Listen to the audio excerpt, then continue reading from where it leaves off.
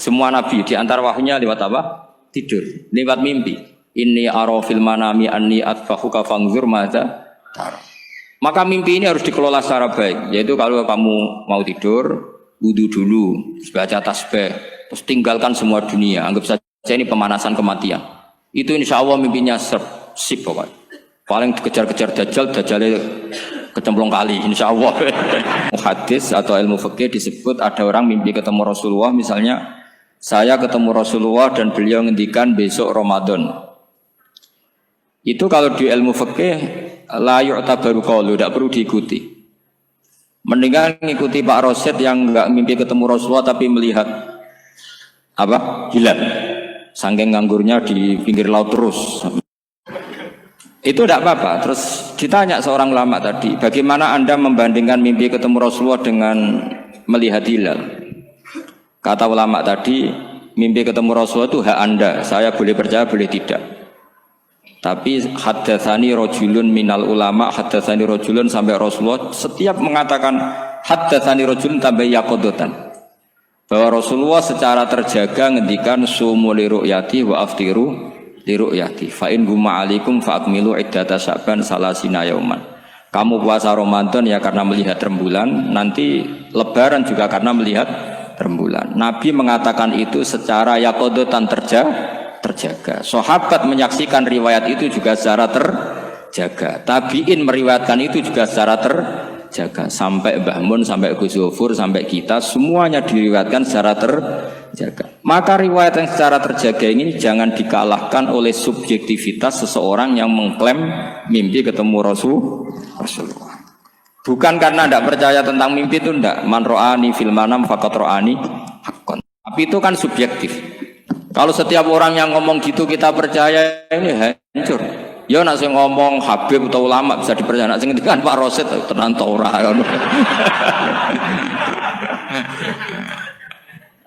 Jadi ini supaya sanad ini terjaga. Jadi sanad itu harus terjaga. Makanya saya pernah entah tahun berapa saya memang tidak perlu saya ingat-ingat karena saya memang nggak suka punya kenangan Mbah Mun ada tanggalnya supaya abadi. Ada orang tertentu yang suka ditanggalin kalau punya kenangan sama Mbah Mun. Kalau saya enggak usah tanggal, biar kenangannya mustamir setiap saat. Saya pernah diminta hak delok wajahku, terus beliau ngendikan man ro'ani wal jannah. Kenapa itu menjadi penting? Karena figur manusia. Saya masih ingat ketika ngaji ilmu kalam sama Mbah Mun, juga sama Gus Yofur di kelas di MS. Mbah Mun ngendikan gini. Saya masih ingat betul, tak catat ya. Wong ora iso niru pangeran, pangeran ora salat, ora mangan, ora ngombe. Niru ya mbek makhluk. Jadi tidak bisa kita tanpa wasilah, tidak bisa. Kamu niru Allah piye? Kaifa yusolli? Allah nak salat piye? Kacau kan? Allah nak poso piye? Memang Allah tahu mangan, Allah tahu poso. Terus nak turu piye? Allah la ta'khudhu sinatu. Maka ibadah itu niru makhluk, karena kita makhluk. Makhluk itu duwe syahwat. Islam memberi sarana ibadah nikah. Sing ora payu nikah ana sarana ibadah ngempet, paham ya? Niku. Maksudnya ora usah nguntal kapur baru ngempet. Sing sugih ibadahe sedekah. Sing ora sugih ibadahe dadi mustahik sing ridho. Macam-macam. Itu hanya bisa niru makhluk sama makhluk. Sebab itu ketika saya masih ingat betul Mbah Mun ngendikan ihdinas siratal mustaqim, tunjukkan kami ke jalan yang benar. Itu Allah tidak ngendikan sirati yaitu jalan saya ndak, tapi siratal ladzina an'amta alaihim, jalannya orang yang telah engkau beri nikmat. Ada kata an'amta yang telah engkau beri nikmat. Jadi Allah memaklumatkan ke semua hambanya, niru itu niru hamba yang sudah diberi nikmat. Karena kita hanya bisa niru misalnya Rasulullah, cara sholat beliau kayak apa, cara sujud beliau kayak apa, cara makan beliau kayak apa, cara nikah beliau kayak apa, bahkan cara masuk rumah, keluar rumah, doa pergi, termasuk doa nyaur utang. Padahal Rasulullah mboten nate diutang teman-teman, nggih nate gue lucu-lucunan mawon. Niku mawon mboten tenanan, nggih niku masyhur kan beliau menggadaikan baju rompinya ke orang apa? Yahudi, tapi ada jaminannya. Itu terus ditiru umatnya do gadekno BPKB dan sertifikat. Itu tidak tahu saya itu. Padahal Rasulullah itu melakukan itu untuk hal yang darurat, tapi umatnya kayaknya ada darurat sudah watak. Itu yang membedakan Rasulullah dan umatnya. Tapi perlu saya sampaikan, sanad ini harus muttasil. Sehingga kita tahu bahkan cara tidur Rasulullah itu miring kemana, ala jambihil aiman, kemudian madhab kiblat. Sebelum tidur beliau wudu, sebelum tidur lagi baca subhanallah 33 kali, alhamdulillah 33 kali, Allahu Akbar 33 kali. Sebetulnya wiridan itu sanad paling kuat itu tentang mau tidur. Meskipun ada riwayat dibaca setelah apa? Sholat. Jadi makanya kita al-jam'u baina riwayaten, habis sholat ya baca itu, mau tidur ya baca itu. Nah, sebetulnya habis sholat sama mau tidur tuh ngeri mau tidur. Karena ini kan pemanasan mati, pelatihan mati. Karena satu kondisi yang Anda sudah tidak bisa ikhtiar. Tapi kayak apa Rasulullah? Justru kita kondisi yang nggak bisa ikhtiar itu pesannya Nabi apa? Kamu baca ini. In mutta kata Nabi, ada yang baca in mitta. Kalau mau berpikir potensi paling ngeri, bahaya paling ngeri adalah orang mau tidur. Karena di situ kita tidak bisa apa-apa. Cara musuhmu mangkel bekku ya karek nyembelih. Cara bojomu mangkel bekku ya karek ngobong kok ini TV ini. Anda usah merasa tidak akan mengalami itu, ya insya Allah enggak itu. Tapi dengan melihat di TV semua potensi itu ada. Untuk aku yang turun yang kendaraan tangis-tangis ning akhirat. Terus takoi, Gusti kalau mau akhirat mau kecelakaan. Nah, justru mau tidur itu Nabi itu unik, kelihatan bahwa ada nubuah, ada kenabian yang luar biasa. Kalau mau tidur itu ada wiridannya. Saya termasuk orang yang fanatik baca wiridan sebelum tidur. Jadi jangan kira kalau Selasa sholat jarang wiridan, tidak punya wiridan di tempat lain. Itu sangat suudzon. Jarang wiridan, tidak punya wiridan di tempat lain. Itu sangat suudzon yang menyakiti. Saya punya cara sendiri untuk ingat Allah itu, terutama mau tidur. Sampai istri saya itu protes. Gus, nak bersolat tahu mau nyekel tasbih Nabi tidur. Saya itu punya tasbih lupa jumlahnya semuanya di kamar tidur. Ini sekaligus ijazah entah pamer kebaikan tidak tahu saya. Pokoknya sudahlah husnudzon saja. Suudanu iblis. Karena mau tidur saya pikir kalau tahu-tahu saya bangun terus ketemu mungkar nakir terus kayak apa. Sehingga Rasulullah itu ngajari kita luar biasa. Bismika wa du'tu jambi wa bismika arfa'u. Kalau mau tidur doa populernya apa? Bismika Allahumma ahya bismika amut. Hafalnya gitu dok. Saya hafal banyak. Allahumma rabbas samawati sab'i wa rabbal arsyil azim rabbuna wa rabbu kulli syai' falikal habbi wan nawa. Allahumma antal awalu falaysa qablaka syai' wa antal akhiru falaysa ba'daka syai' wa antal dhahiru falaysa fawqaka syai' wa antal batinu falaysa dunaka. Saya itu tak baca sampai tidur. Saking kadang takutnya sama Allah, akhirnya nggak bisa tidur. Kadang sampai 3:30 apa terus tidur baru setengah jam terus subuh.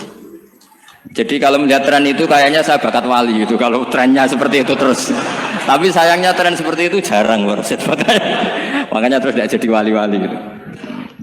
Tapi saya ingatkan ke jenengan, sanad-sanad seperti ini tuh yang mungkin Anda lupa. Anda hanya ingat sanad misalnya ya Mu'ad, inni uhibbuka faqul dubura kulli sholatin atau fala tad'anna dubura kulli sholatin Allahumma inni ala dzikrika wa syukrika.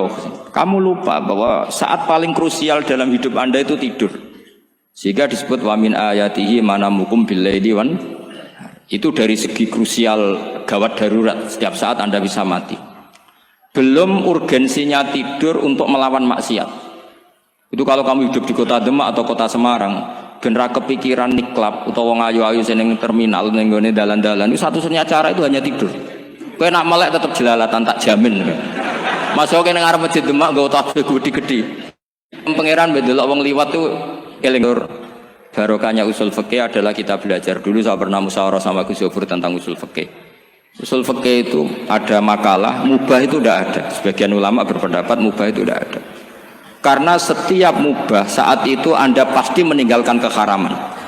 Itsma min mubahin illa wa yatahaqqaqu bihi tarku haramimma. Tidak ada kemubahan kecuali saat itu kamu meninggalkan keharaman. Anda tidur, berarti Anda taroktal maksiyah. Anda tidur berarti Anda meninggalkan maksiat. Enggak nyolong, enggak dugem, enggak zina, enggak maling, enggak ngerasani orang.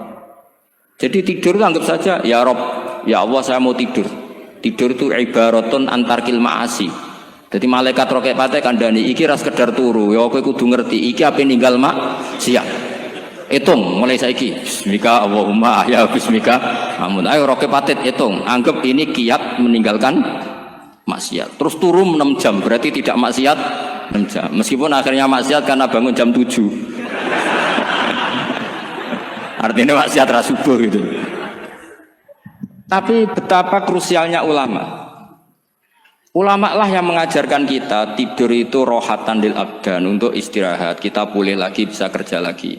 Pak Butuh Hati bisa ngantor lagi, Pak Kapolsek, Kapolres bisa ngantor lagi. Semuanya aktivitas tentara bisa ngantor lagi. Memulihkan kekuatan itu ibadah. Meninggalkan maksiat karena tidur juga ibadah. Tidur saja ibadah. Ini barokatnya umatnya Rasulullah Shallallahu Alaihi Wasallam. Senyaman itu. Coba kalau kamu jadi umatnya Nabi lain, wah itu beratnya bukan main. Dan itu sesuatu yang dimintakan Allah, dimintakan Rasulullah kepada Allah, yaitu Rabbana wa la tuhammilna ma la taqata lana bih. Termasuk la tahmil alaina isron kama hamaltahu 'alal ladzina min qablina. Jangan bebankan ke umat kami sesuatu yang seperti engkau bebankan pada umat dulu. Umat dulu itu kalau mau tobat, kayak umatnya Nabi Musa pernah nyembah anak sapi, itu yang pernah nyembah tobatnya dibunuh. Liyaqtulal bari'u minkum al mujrima, yang terbebas dari menyembah anak sapi disuruh bunuh yang pernah menyembah anak sapi. Fatubu ila bari'ikum faqtulu anfusakum. Mau beratnya kayak apa? Kalau orang sekarang tobat cukup soal Pak Rosid, salami template 100.000, dipandu caranya tobat diwari istighfar. Nomor itu penting. Nomor loro seneng kiai, seneng aku maksudnya. Maksud kalimatnya jelas. Itu sudah. Pokoknya yang jelas gak usah dibunuh, gak usah apa? Gak usah apa? Dibunuh. Sehingga tidurnya umatnya Rasulullah itu luar biasa, terutama tidurnya orang puasa. Tidurnya tasbih, tidurnya ulama juga tasbih.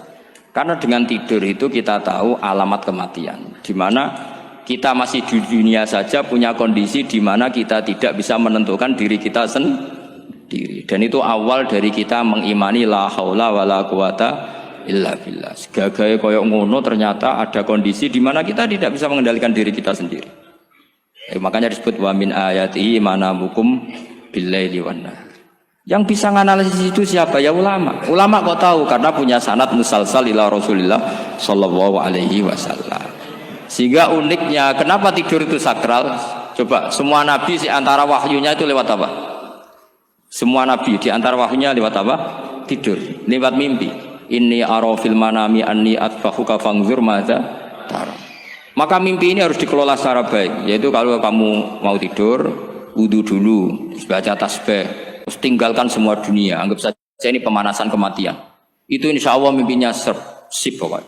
Paling dikejar-kejar dajjal, dajjalnya kecemplung kali, insya Allah. Tapi kalau kamu tidur gak wudu, raiso turu terus raiso turu mangan sik raiso turu terus raiso turu mangan sik ben wareg ben iso turu. Insyaallah dikejar dajjal kecekel. Akhirnya ngelindur gak karu-karuan karena tadi. Nah, sanad seperti